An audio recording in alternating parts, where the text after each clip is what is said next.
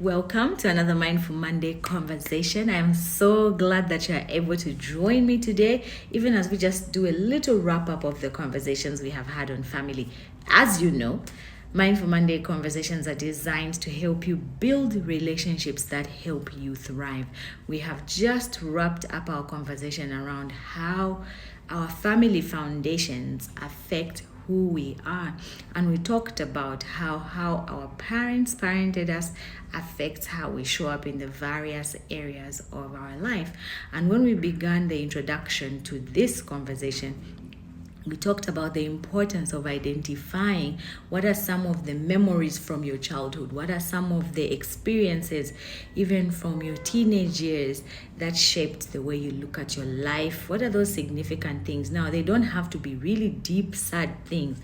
Sometimes it's a simple situation where perhaps a mother just preferred to give your older sibling a plate before they gave it to you, and somehow for you that became a very significant action that affects the way you perceive life. What are those things? Then we went in to understand the 4 types of parents and how all these things affect how we show up in life. But also, most importantly, as we wrap this conversation up, it's important to remember that God's design for family was intended that you would be whole, and that when you're ushered into society, you are able to be a performer. But also, sin entered the world, we experienced the fall, therefore it's not going to be perfect. And that's how we had the suggestion where we said, it is important to start by forgiving. Now, forgiveness does not mean every parent-child relationship will be restored to a relationship that is the way you decide. Sometimes some parents can be cruel and mean, and they may not be helpful for you, and some it may just be that a conversation needs to be had and you can be restored to a healthy place. But forgiveness is the action of letting it go from the inside, so that you are not burdened with a load that will prevent you from moving forward in a healthy manner. So we said forgive your parents. Then we said you would need to collect tools that will help you do some introspection, get some help, build a life that supports where you want to go, and don't just hold on to the hurt that happened, but move beyond the pain, the hurt, and start to grow, not staying on a perpetual journey of healing. At some point, the healing journey has to produce growth. It is not designed for you to stay in a perpetual place of healing, because even emotional wounds, like physical wounds, can heal. They are designed to heal. They must heal, so that when they leave a scar, it can just be a lesson and you can still move forward, so that you don't end up using substances.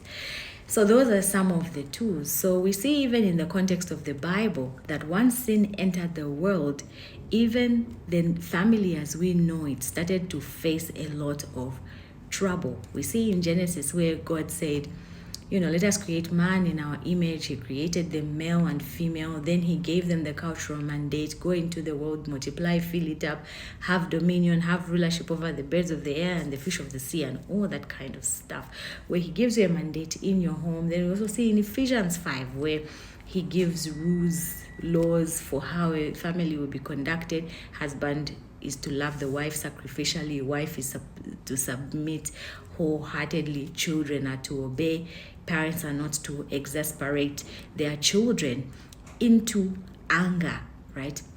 Now we see that these are the basic things, but there's also more things I recently learned, for instance, with parenting, that children go through 3 phases. So in those 3 phases is where you're just bombarding them with information. You're bombarding them with information. It doesn't really make sense. And then they get into the next stage, and these take 7 years. In this next stage, you're helping them make sense of that knowledge, because now they're asking the question, why? Okay, why do I need to put the cup in the kitchen and not in the toilet? Now they need to know the logic, and in there, you're now helping them make sense of all that information you taught them from 1 to 7. Now 14 upwards until then the next stage from 8 to 14, you're helping them make sense, create logic for everything you have taught them. And then from 15 going to 21, now they are almost set in their ways. They've picked up all these things, they are learning, and now they're going to show up in society with all that information they collected, the logic they were trained in, and now they become these people with they're becoming people with their identities and things like that.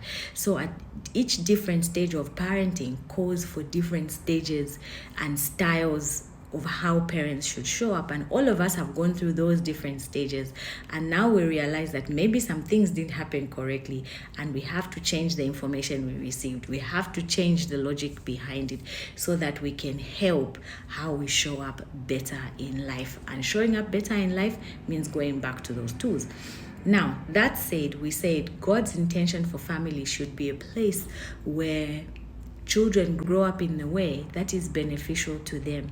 Now it means, because of this audience, we are becoming the parents that raise these children, and we must do better by leaning into the word and what the word says and how we raise these children, reading books that help us raise those children so that we can do better.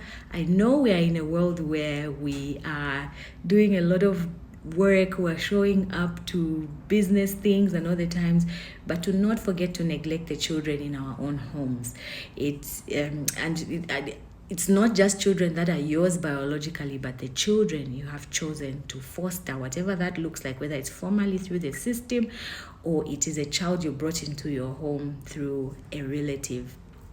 And so, yes, God's design for family is such that we should train up a child, but also for the child that was not properly trained up, there is room for your healing as well. That's a summary of what we talked about.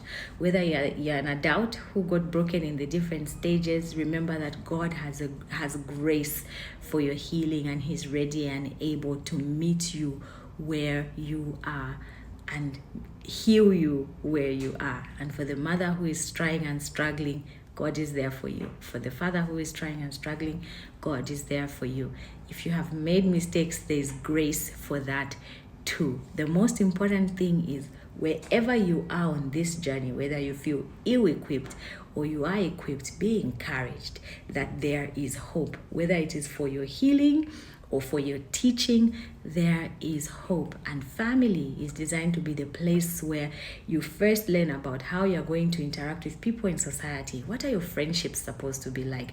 Family is the place where you interact for your future relationships in the workspace. How do you show up in the workspace? Your attitudes, your thoughts, your behaviors, a lot of those things come from home, whether you're the one imparting or it was imparted on you. That's why the family conversation was so important. We will also touch, when we're talking about friendships, because our siblings are the first friends we make, we will talk about those relationships in the context of family when we touch on friends. But because family is so important and so foundational, it was important for us to say there is healing for that place. And let's see, when we go and talk about relationships in the workplace, if you will be able to link some of the things you say and do to how you were in your home with your parents, your siblings, your extended family, cousins, aunties, and uncles. But for today, this is all I had for you. Thank you so much for joining me. I will be back with another episode with Dr. Clinton Kadochi as we touch on another important relationship conversation that will help us thrive as we do life. Until next time, it's bye for now.